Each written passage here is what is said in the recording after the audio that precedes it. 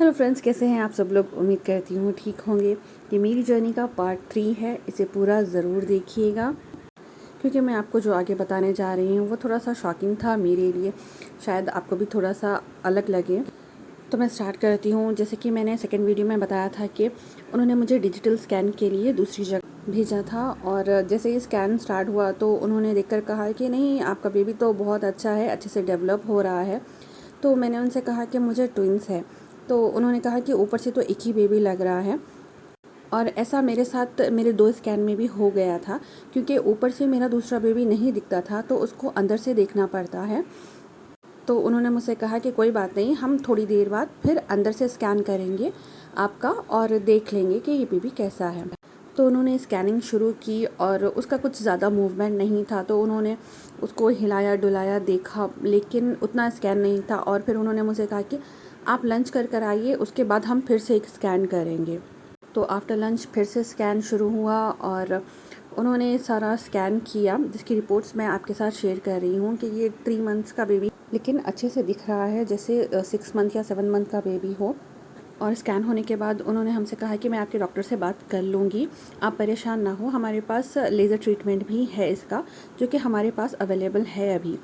तो मुझे उस वक़्त समझ नहीं आया कि वो कहना क्या चाहती थी आखिर, क्योंकि उन्होंने इतने अच्छे तरीके से बात करके मुझे एकदम रिलैक्स करवा दिया था उस वक़्त कि अगर कोई प्रॉब्लम होती है तो चलो इनके पास ट्रीटमेंट है। लेकिन मुझे पता नहीं था कि वो किस ट्रीटमेंट की बात कर रही हैं, और इसीलिए मैं पूरी तरह से रिलैक्स हो गई। और फिर मैं अपने डॉक्टर के पास चले गई रिपोर्ट्स लेकर। उन्होंने रिपोर्ट्स देखी, अपनी टीम के साथ डिस्कस किया, काफ़ी टाइम लिया उन्होंने।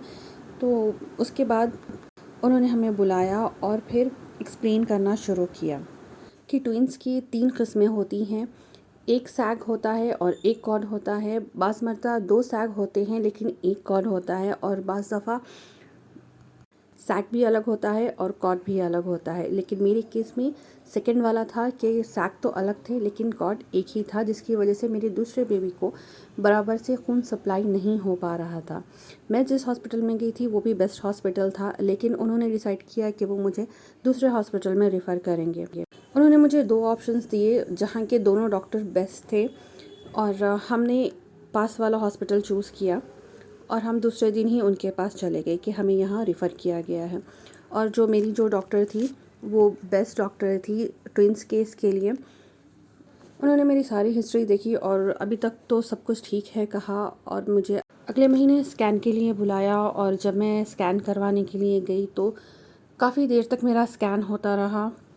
लगभग शायद 2 ढाई घंटे हो चुके थे मेरे स्कैन को।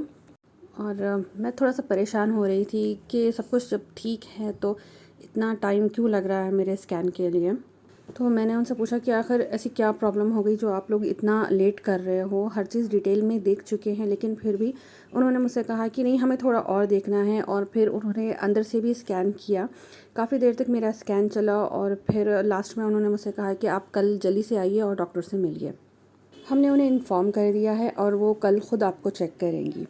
तो मैं कल दूसरे दिन उनके पास गई। फिर उन्होंने मुझे फिर से स्कैन किया डॉक्टर ने, और तो उन्होंने मुझसे कहा कि कल जब आपका स्कैन हुआ उसके बाद जब डॉक्टर ने मुझसे बात की तो मैं ख़ुद देखना चाहती थी एक बार आपका स्कैन करके कि शायद हम कुछ कर सकते हैं या नहीं, लेकिन अब कुछ नहीं हो सकता।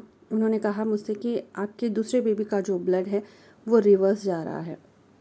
ऐसा क्यों हो रहा है या क्यों होता है वो हम आपको इस वक्त नहीं समझा सकते और ना ही आप समझ सकते। आपके पास टाइम बहुत कम है। अगर आप चाहते हैं कि आपका एक बेबी सेफ हो तो आपको अपनी दूसरे बेबी का सेक्रीफाइस करना। ये सुनने के बाद मैं बहुत बुरी तरीके से शॉक हो गई थी।